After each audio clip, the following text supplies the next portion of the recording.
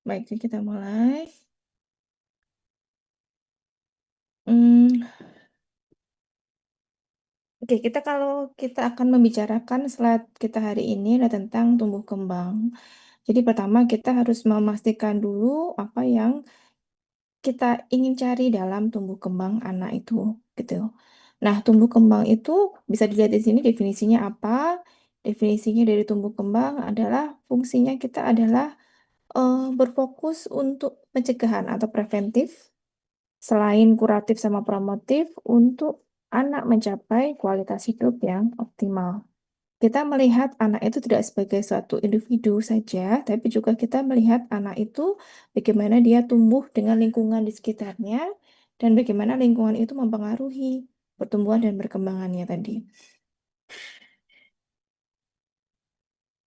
Nah, kita kalau melihat pendekatan dari Paxos ini tadi bisa kita lihat sebagai seorang pediatri atau dokter spesialis anak, kita akan melihat dari tidak hanya dari pediatri klinik tentang bagaimana suatu penyakit itu terjadi, patofisiologinya seperti apa, mekanismenya, terapinya seperti apa, tapi juga kita melihat di pediatri preventif, yaitu pencegahan bagaimana suatu kejadian atau suatu penyakit itu bisa dilakukan pencegahan. Ini kita masuk sebagai pediatri sosial.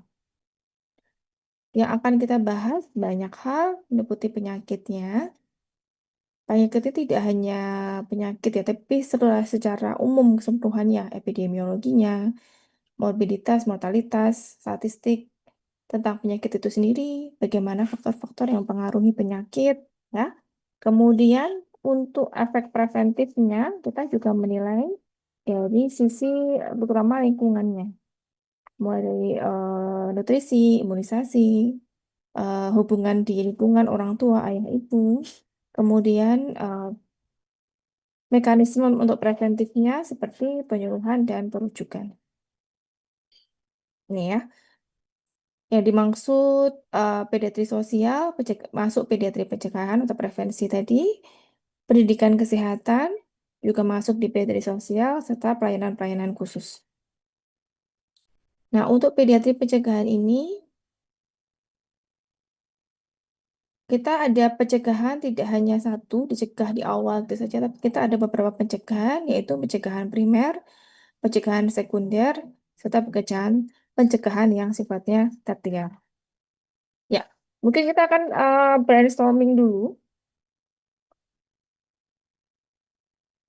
ya. Kira-kira siapa yang mau jawab? Contoh pencegahan primer, Sarah Krisma Siwi.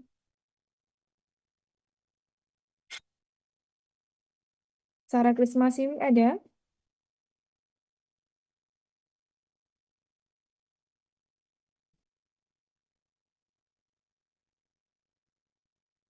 Sarah Krisma Siwi? Halo. Open Cam, Dek. Ya, apa yang menurut Dek Sarah kira-kira pencegahan primer? Contohnya seperti apa? Pilihan primer tuh sebelum terjadinya penyakit dok, misal kita memberikan edukasi pada masyarakat, memberikan sosialisasi pada masyarakat gitu dok. Gimana contohnya? Misalnya kita memberikan edukasi kepada masyarakat, terus kemudian sosialisasi kepada masyarakat luas gitu dok. Jadi biasanya tuh secara populasi besar, terus kemudian tujuannya itu untuk mencegah terjadinya suatu penyakit.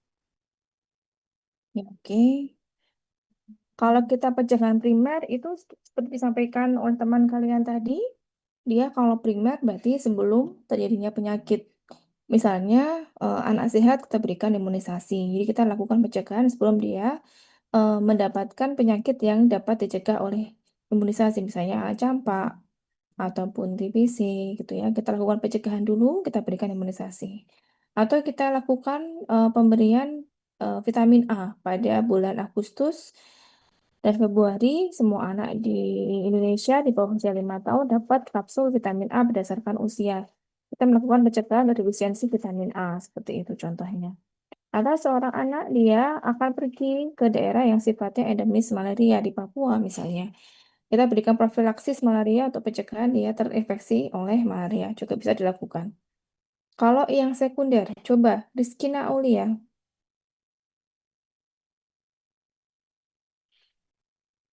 Rizkina Aulia, ya. Apa yang dimaksud dengan pencegahan sekunder?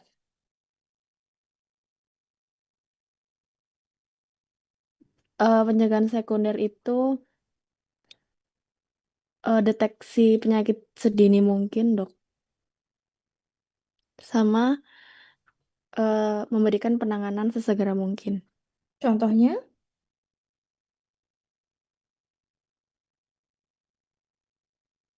Contohnya deteksi dini,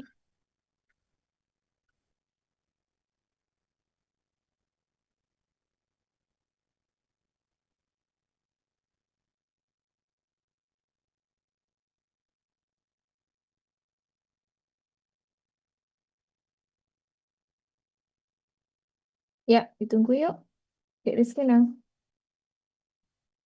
contoh pencegahan primer itu bisa Sekunder, pertanyaannya sekunder. oh ya sekunder itu bisa deteksi dini atau enggak screening itu, dok. Innova Rijanto. Ya, apa yang dimaksud dengan pencegahan sekunder?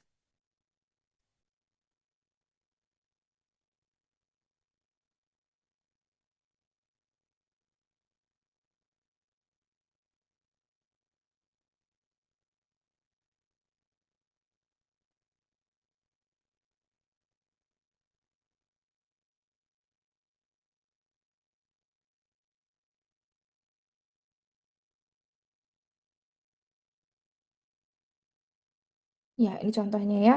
Jadi pencegahan sekunder itu tadi disampaikan teman Anda tadi, dia adalah mendiagnosis suatu penyakit itu secepat mungkin sehingga kita bisa berikan terapi yang lebih tepat. Biasanya kita lakukan ini untuk screening. Beberapa yang kita masuk program saat ini misalnya adalah pemeriksaan di SD secara umum semuanya diperiksa untuk melihat apakah ada masalah dari segi eh, pertumbuhannya, bisa dilihat berat badannya, tinggi badannya, apakah ada masalah di situ, apakah anaknya terlalu kurus, terlalu gemuk, terlalu pendek, terlalu tinggi, atau semua bayi yang usia 3 bulan dilakukan pemeriksaan OAEB atau pendengaran, cek pendengaran untuk mendeteksi apakah dia mengalami gangguan pendengaran, screening pendengaran. Atau misalnya kita lihat semua bayi baru lahir dilakukan pemeriksaan SHK atau screening tiroid ya untuk mendeteksi apakah ada hipotiroid pada bayi seperti itu. Jadi kita masuknya untuk mendeteksi dengan menggunakan screening. Kalau yang primer dengan mencegah sebelum penyakit itu terjadi diberikan, sedangkan yang sekunder sifatnya dalam bentuk screening, contohnya seperti tadi. Kita yang tersier. Ini siapa yang namanya pakai titik? Toh ini namanya siapa?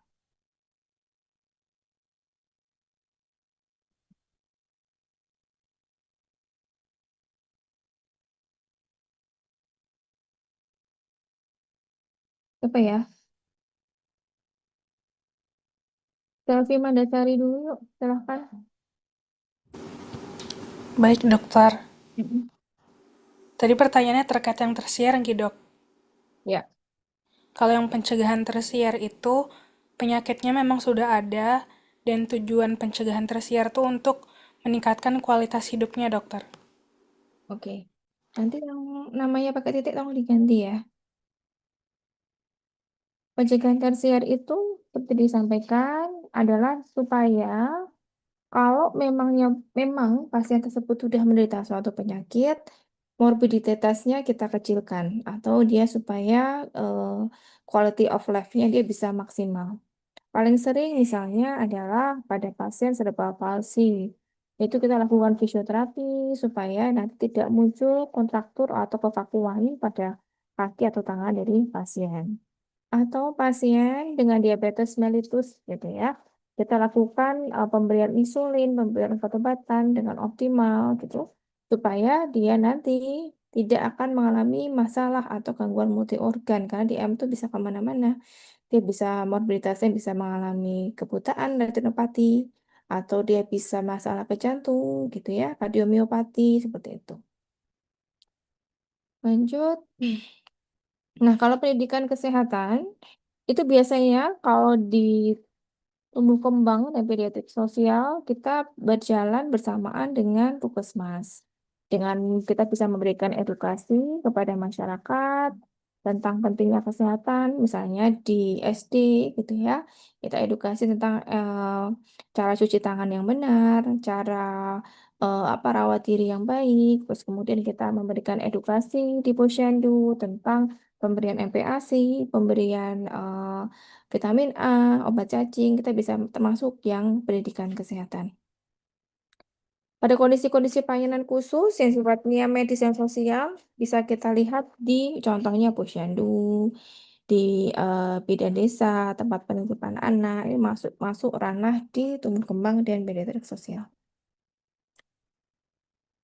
Nah, pelayanan kesehatan anak ini fungsinya adalah untuk mengatasi apabila seorang anak ini mengalami masalah kesehatan, dan yang kedua adalah memastikan agar tumbuh dan kembangnya optimal. Tidak hanya atasi masalah kesehatannya ya, tapi tumbuh kembangnya juga harus bagus. Kegiatannya itu meliputi pelayanan medis ya untuk mengatasi penyakitnya, serta kita meningkatkan sarana lingkungan terutama diasah asuh asih untuk memastikan agar tumbuh kembang dapat berjalan dengan optimal. Kita masuk kedua tentang tumbuh kembang anak. Apa itu sebenarnya tumbuh kembang anak? Kalau tumbuh kembang kita ada dua yaitu pertumbuhan dan perkembangan. Coba mungkin ada yang bisa brainstorming dulu. Giovanni Kimiko, apa yang dimaksud dengan pertumbuhan?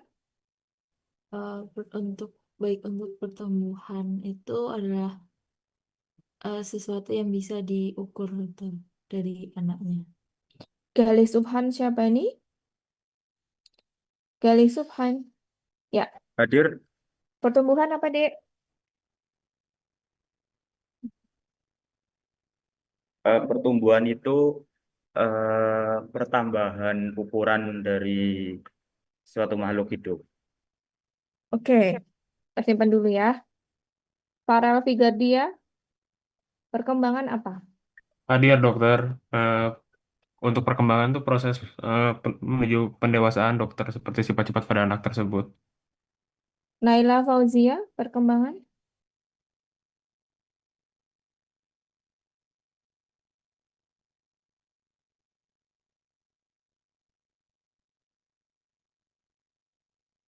Ya, Naila apa, Dek? Suara. Pertambahan jumlah sel, Dok. Oke, nanti kita coba ya, kita lihat dulu ya. Jadi kalau kita ngomongin tentang pertumbuhan perkembangan, itu ada yang harus kita lihat lagi dulu. Pertumbuhan itu sifatnya kuantitatif. Jadi, dia bertambahnya ukuran, jumlah, jaringan di dalam suatu sel, membentuk organ. Nanti dia akan sifatnya tuh sesuatu yang dapat diukur. Jadi nanti kita biasanya yang dievaluasi dari pertumbuhan itu misalnya em, tinggi badan, berat badan, lingkar kepala, lila, lingkar perut gitu. Ya.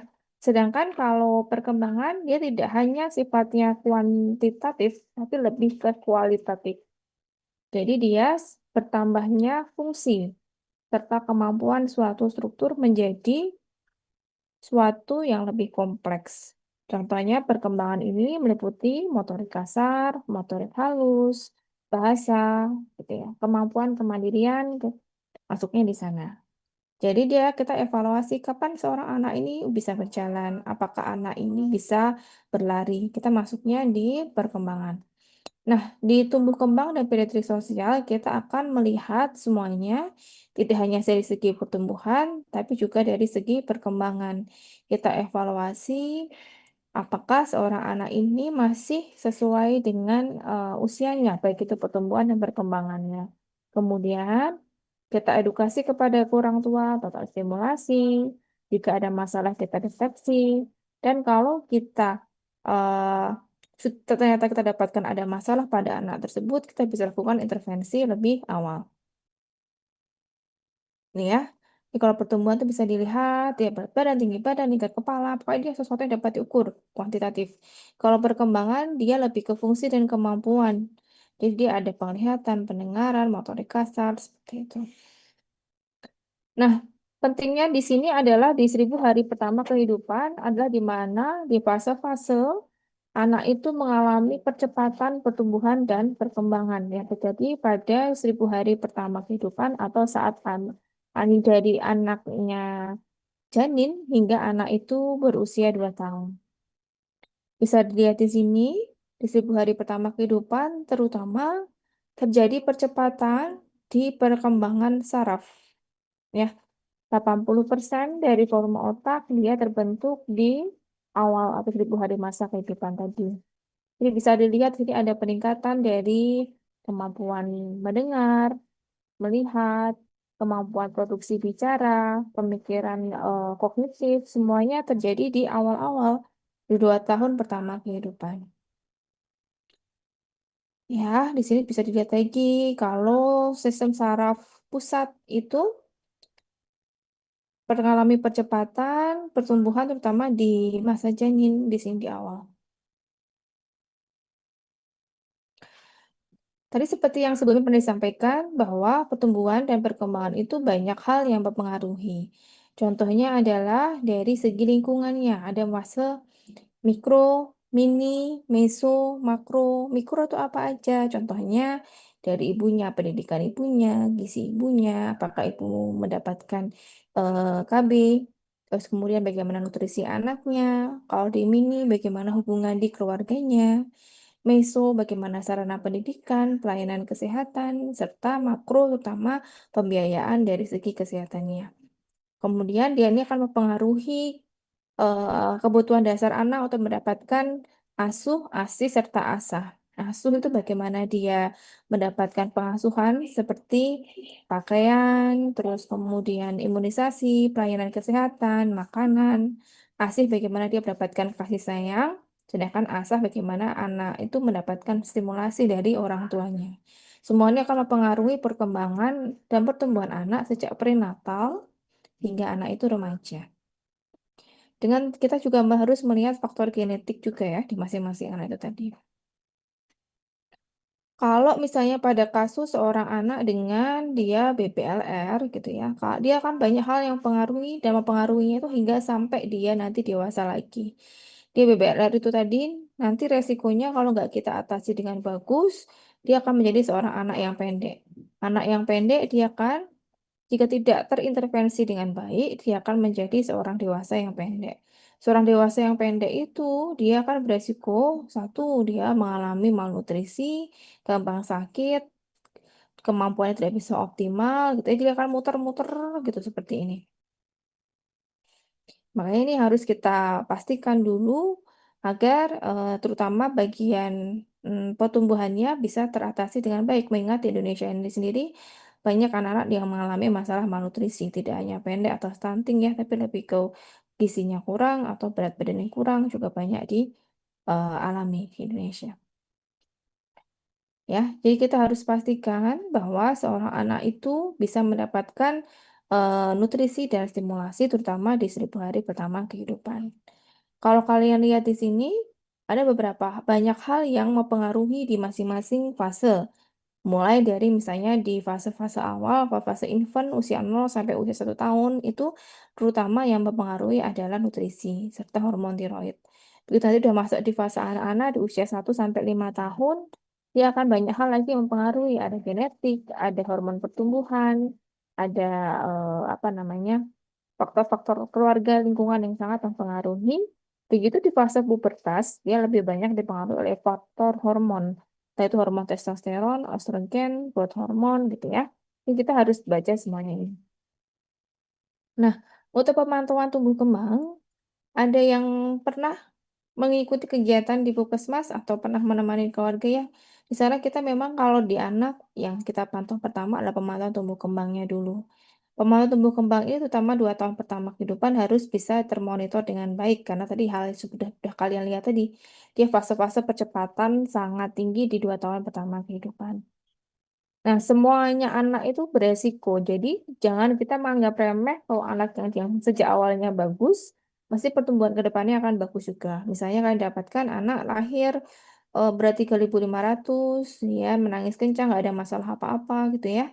Terus kemudian kalian nggak usah pantau, pasti akan bagus tuh dewasanya. Nggak, misalnya dia nanti nggak mendapatkan cuma suplementasi stimulasi dengan bagus atau nutrisinya nggak bagus, dia ke depannya bisa pendek juga gitu walaupun dia lahirnya oke beratnya 3.500 panjangnya juga bagus nangisnya kencang sehat gitu ya. Tapi kalau kita nggak mendapatkan stimulasi yang baik ke depan juga dia tidak baik juga. Kalau anak dengan faktor resiko misalnya dia lahir dengan berat badannya itu kurang misalnya di 2000 prematur 32 minggu misalnya itu kan faktor-faktor resiko. Kalau dia tidak mendapatkan intervensi yang bagus, dia juga tetap akan jelek kondisinya. Tapi kalau kita bisa memberikan intervensi secara lebih baik, memberikan stimulasi yang lebih intensif, dia bisa mengejar dari pertumbuhan dan perkembangannya tadi. Jadi kita harus pastikan tidak hanya anak yang beresiko, tapi anak yang normal pun harus mendapatkan stimulasi dan intervensi dengan baik. Ya, bisa dilihat di sini awalnya yang dia itu beresiko gitu ya, bisa tidak berkembang. Dia juga bisa berkembang penuh sampai normal, asalkan dia mendapatkan intervensi yang baik. Pemantauan pertumbuhan di sini bisa kita dapatkan dari banyak hal. Yang paling sering kita gunakan di Indonesia adalah menggunakan buku KIA. Buku KIA ini kita ada KMS, itu bisa memantau untuk berat badan berdasarkan usia. Biasanya juga ada grafik-grafik lain, grafik berat badan, grafik tinggi badan untuk memantau pertumbuhan dan perkembangan di anak. Ya, terakhir di buku KIA juga ada tentang evaluasi atau screening untuk perkembangan. Jadi ada cara stimulasi bayi berdasarkan usia, cara apa namanya, dengan melihat apakah orang tua anaknya sudah bisa ini apa gitu ya. Misalnya usia 3 tahun dia sudah bisa saat tengkurap kepalanya sudah tegak sekitar 60 derajat. Nanti kalau misalnya belum, orang tua harus segera laporkan ke dokter di Puskesmas. Nanti dokter Puskesmas akan mengevaluasi melihat apakah anak tersebut perlu mendapatkan perujukan ke dokter spesialis anak. Ya, paling gampang dengan buku KIA ini. Oke, sudah sekian kuliah hari ini. Ada yang masih mau ditanyakan?